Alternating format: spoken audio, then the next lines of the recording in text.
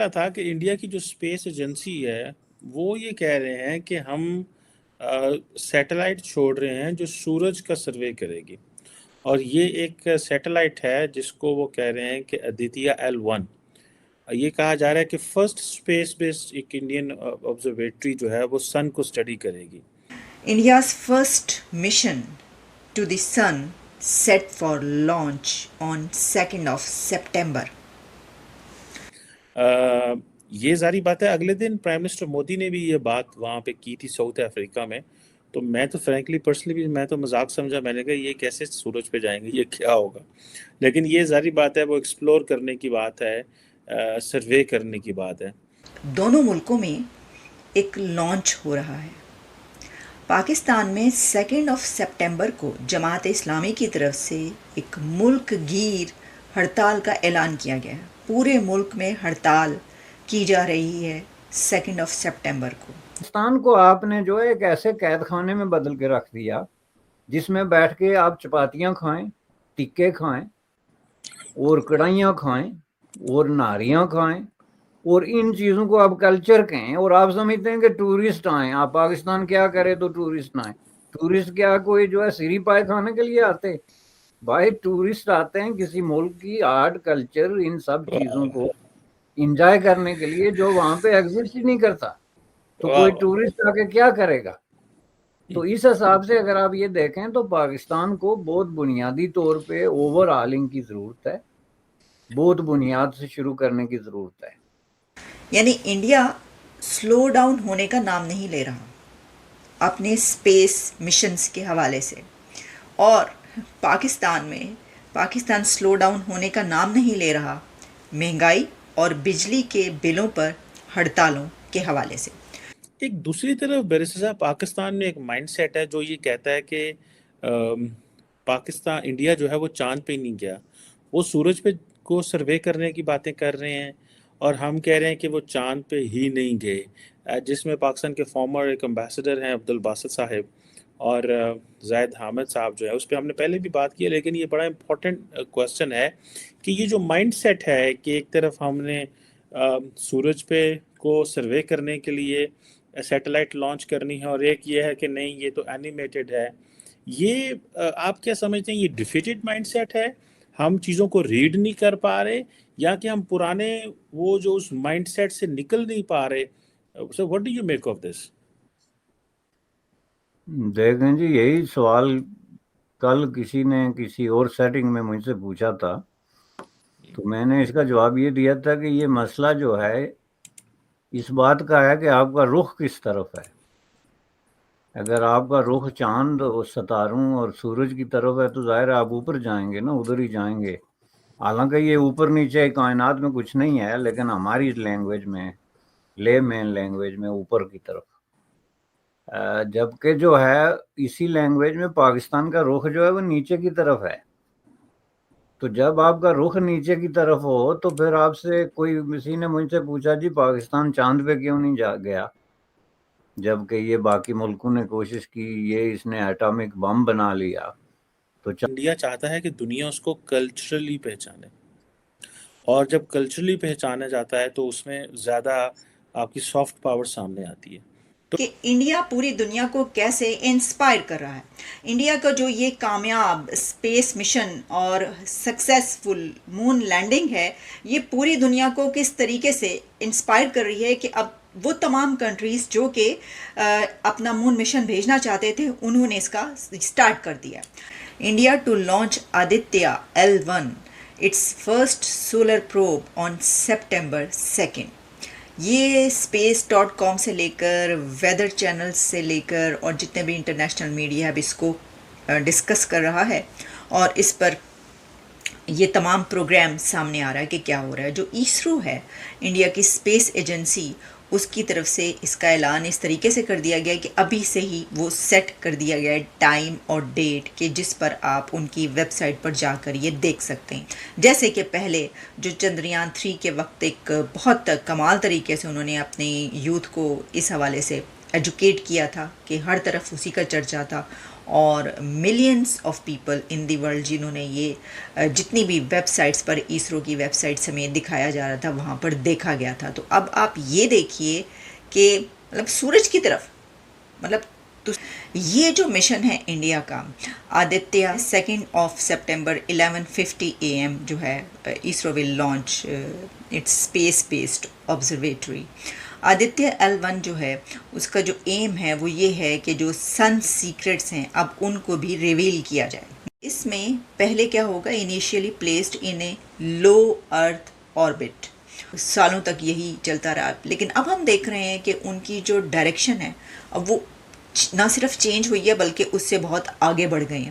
اور اب وہ اسپیس کی ہی بات کر رہے ہیں کنٹینیوسلی. یعنی یہ کہ اب چندریان 3 کی کامیابی کے بعد ان کا حوصلہ بہت بڑھ گیا.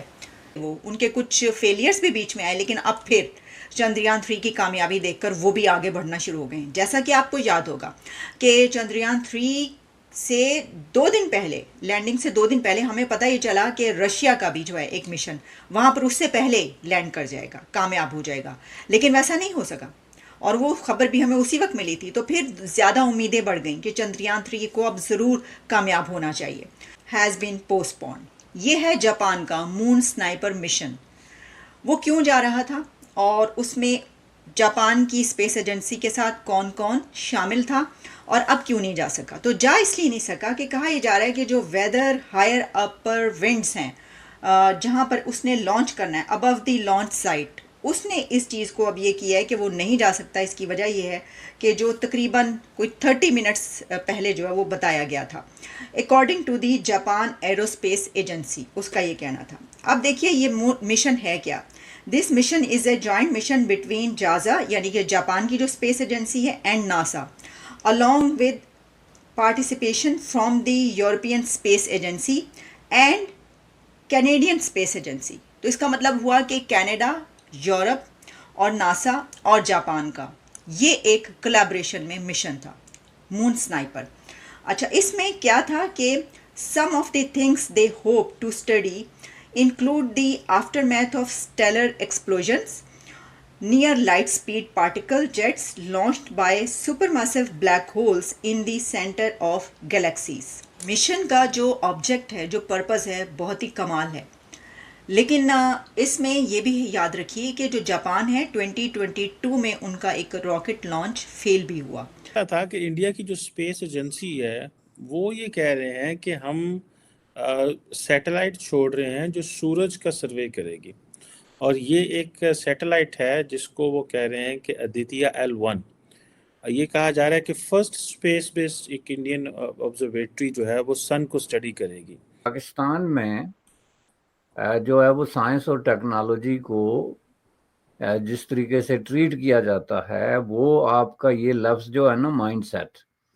یہ اس کو ریفلیکٹ کرتا ہے کہ وہ مائنڈ سیٹ ہی اگینسٹ سائنٹیفک تھنکنگ ہے. حد تو یہاں تک ہے کہ جن لوگوں نے ایٹامک بم بنایا وہ بھی جو ہے وہ مختلف جگہوں پہ جا کے اپنی تحریروں میں اور تقریروں میں جو ہے وہ ان سائنٹیفک قسم کے میسیجز پبلکلی دیتے رہے یا اسٹوڈنٹس کو دیتے رہے یا اس طرح کی چیزوں پہ دیتے رہے. تو اس کی وجہ سے ایک مائنڈ سیٹ بن گیا جی جو انٹائی سائنس اور انٹائی ٹیکنالوجی مائنڈ سیٹ ہے. اس کی وجہ سے ظاہر ہے کہ آپ کی جب ایک سوچ ہی بدل گئی تو آپ کس طریقے سے پھر اپنے جو ہے وہ تعلیمی اداروں میں یا اپنی ٹیکسٹ بکس میں یا اپنے جو آپ کا نصاب ہے اس میں ایسی چیزیں ڈالیں گے جس کی وجہ سے آپ ایک جو ہے وہ سائنس بیسڈ سوسائٹی کو جو ہے وہ ڈیولپ کر سکیں. لیکن کسی بھی ملک سے آپ اس کو کمپیئر کر کے دیکھیں اس وقت پاکستان کا کمپیریزن جو ہے وہ بہت زیادہ ہے. اگر آپ وہ کریں تو یہ افغانستان جیسے لوگ جو ملکوں کے ساتھ جا کے بنتا ہے کہ جہاں پہ ورچولی کوئی سائنس اور ٹیکنالوجی جو ہے از ناٹ جو ہے وہ ویزیبل کسی طریقے سے نہیں نظر آئے گی. جس کو دیکھیں وہ مذہب پہ لیکچر دے رہا ہے جس کو دیکھیں وہ کہہ رہا ہوگا جی بس جو کرنا ہے اللہ نے کرنا ہے. اور اس کے نتیجے میں یہ آپ کے موسٹ پاپولر جو لوگ ہیں جو آ کے کہتے ہیں کہ انڈیا چاند پہ ہی نہیں گیا یعنی جس ملک کے اندر کوئی دانشور بیٹھ کے یہ بات کرے آج کے دور میں اور عوام اس کو سنیں اور اس کے بعد اس کی پاپولیرٹی اور اس کے ویئرشپ میں اور اس کے آڈینس میں اضافہ ہو، تو اس سے آپ اندازہ لگا سکتے ہیں کہ جو آپ کی جو ڈیکے ہے اور ڈیکلائن ہے جو سائنس اور ٹیکنالوجی کے حوالے سے، وہ کس سطح پہ پہنچ گیا ہے۔ میں اس کو تو آپ جو ہے پورا مائنڈ کی ڈی جنریشن کا ایک پروسیس جو ہے وہ کمپلیٹ ہو گیا ہے، چونکہ اس طرح کی بات کوئی کیسے کر سکتا ہے۔ اس طرح کی بات کے پیچھے آرگومنٹ تو یہ ہے نا کہ یہ چاند ستاروں کے بارے میں یہ جو سائنٹیفک تصور ہے جس پہ دنیا متفق ہے کہ چاند کہاں واقع ہے، اس کے سرفیسز کیا ہیں، اس کے جانے کے لیے کس طرح کی ٹیکنالوجی کی ضرورت ہے، وہاں جا کے جو ہے وہ ہینگ اراؤنڈ کرنے کے لیے کس طرح کے ماحول کی ضرورت ہے، ان چیزوں سے آپ کا اتفاق نہیں۔ آپ کہتے ہیں یہ سب جھوٹ اس لیے ہے کہ ہمارے خیال میں چاند کی وہ شکل ہے جو ہم سمجھتے ہیں، اور وہ شکل جو ہے وہ جس طریقے سے ریلیجس اس میں بنا کے پیش کی جاتی ہے، تو اس میں تو پھر ظاہر ہے انڈرسٹوڈ ہے کہ کوئی بھی چاند پہ جا نہیں سکتا، چونکہ وہ جو تصور ہے اس کی وجہ سے چاند جہاں واقع ہے وہی اوپر نیچے کا جو تصور ہے، اور جس طرح کی وہ ایک سیارہ ہے اس میں جانے کا کیا تصور ہے، ریگولر تھنکنگ جو ہوتی ہے اس کے لیے کوئی جگہ نہیں ہوگی۔ تو اس میں بیٹھ کے تو یہ کہنا کہ جناب ہم چاند پہ تو جانے کی ہمیں ضرورت ہی نہیں ہے اور یہ سب جھوٹ ہے، اور وہ دنیا ساری جو ہے وہ جانتی ہے، اور اس پہ میں سمجھتا ہوں کہ سوائے پاکستان کے پوری دنیا میں کنسنسس ہے، انکلوڈنگ جو ہے وہ ڈیپلی کنزرویٹو جو اسلامک سوسائٹیز ہیں، وہ بھی ضرورت نہیں کر سکتے کہ اس طرح کی سٹیٹمنٹ دیں کہ جی یہ جو انڈیا چاند پہ گیا ہے یہ مطلب جو ہے یہ حد ہے۔ لیکن اسے اندازہ لگا سکتے ہیں کہ کس طرح کے لوگ دانشور ہیں جو آپ کی نیشن کو لیڈ کر رہے ہیں، اور اگر اسی کو لیڈنگ کہتے ہیں تو پھر یہ نیشن کو لے کے کس سمت میں جا رہے ہیں۔ وہ ایک ایسی سمت ہے جس میں مجھے ایک بہت بڑی کھائی نظر آ رہی ہے، جس کے اندر وہ گرنے والے ہیں پوری نیشن کو لے کے، جہاں سے نکلنے کا کوئی راستہ نہیں۔ انڈیا چاہتا ہے کہ دنیا اس کو کلچرلی پہچانے، اور جب کلچرلی پہچانا جاتا ہے تو اس میں زیادہ آپ کی سافٹ پاور سامنے آتی ہے۔ نہیں، یہ میں تو اس کو اس طرح دیکھتا ہوں کہ یہ انیویٹیبل ہے جی، کہ جب کوئی بھی ملک ترقی کرتا ہے اور انٹرنیشنلی اپنی سپیس گین کرتا ہے اس گلوب پہ، تو اس میں جو ہے وہ صرف یہ نہیں ہوتا کہ ہم جناب وہ دنیا کی 5ویں بڑی اکانومی بن گئے، یا ہماری 3ری بڑی فوج ہے، یا ہم چاند پہ پہنچ گئے، یا ہماری نیول فورس جو ہے وہ اتنی ہو گئی۔ اس میں یہ بھی بہت امپورٹنٹ ہوتا ہے کہ آپ کا آرٹ اور کلچر کی سطح کیا ہے، اس کی حاصلات کیا ہیں، اور اس میدان میں آپ نے کتنی جو ہے وہ سکسس حاصل کی ہے، اور اس کے ذریعے آپ دنیا کو کتنا انفلوئنس کرتے ہیں۔ آپ کو کیا لگتا ہے پاکستان کو کیا کرنا چاہیے، سرکار کو، حکومت کو، لوگوں کو، کہ the world should know Pakistan more as a culturally rather ہم یہ جو پولیٹیکل چیزیں چلتی ہیں؟ نہیں، یہ تو پاسبل ہی نہیں ہے جی۔ پاکستان میں جب آپ یہ لفظ استعمال کرتے ہیں نا کہ to know Pakistan culturally, culture is a thing in Pakistan وچ از دا موسٹ اوپریسڈ، اور ایک طریقے سے آپ یوں کہہ لیں کہ جو ریاستی تشدد کا شکار اگر کوئی شعبہ ہے پاکستان میں تو وہ تو کلچر ہے۔ اس میں آپ اپنی فلم ہے، آرٹ ہے، آپ کی میوزک ہے، آپ کے گیت ہیں، آپ کی شاعری ہے، آپ کا لٹریچر ہے، ایک ایک چیز کو اگر آپ بریک ڈاؤن کر کے تو اس پہ میں اگر بات کروں تو ہمارے آڈینس کے لیے یہ شاکنگ ہوگا کہ آپ کی مووی جو ہے وہ کہاں سے کہاں پہنچی۔ بر صغیر جب تقسیم ہوا تو اس وقت کیا تھا؟ اس وقت جو لاہور تھا وہ کوئی، میں نہیں کہتا کہ بمبئی کے مقابلے میں کوئی مووی انڈسٹری تھی، لیکن اس کے قریب قریب ایک کلچرل سینٹر سمجھا جاتا تھا، اور بہت سی مووی کے علاوہ میوزک میں، ڈانس میں، لینگویجز میں، بہت ساری چیزوں میں لاہور کو لیڈنگ سٹی سمجھا جاتا تھا۔ بمبئی بھی اس سے مقابلے میں نہیں آتا تھا بہت ساری ایسی چیزوں میں۔ تو شروع میں جو موویز بنی اس میں جن لوگوں نے کام کیا اس میں دونوں طرح کے اداکار تھے۔ وہ آپ نام دیکھیں گے تو کوئی ہندو نام ہے، کوئی کرسچن نام ہے، کوئی اس طرح کے،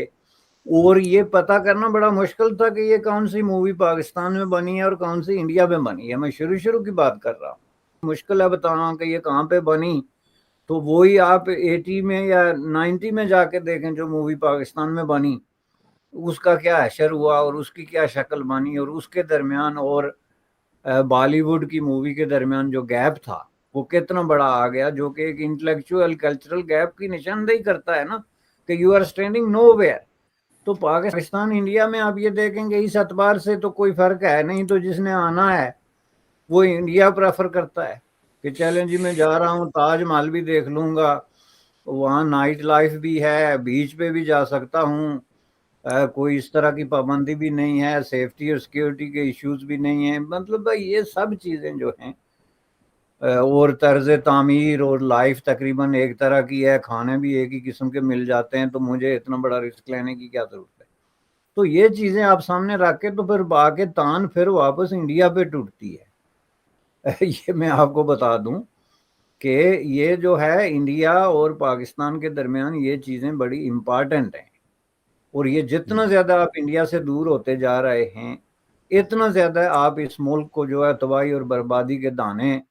کی طرف کھینچتے چلے جا رہے ہیں، جس کی ایک مثال یہ کلچر ہے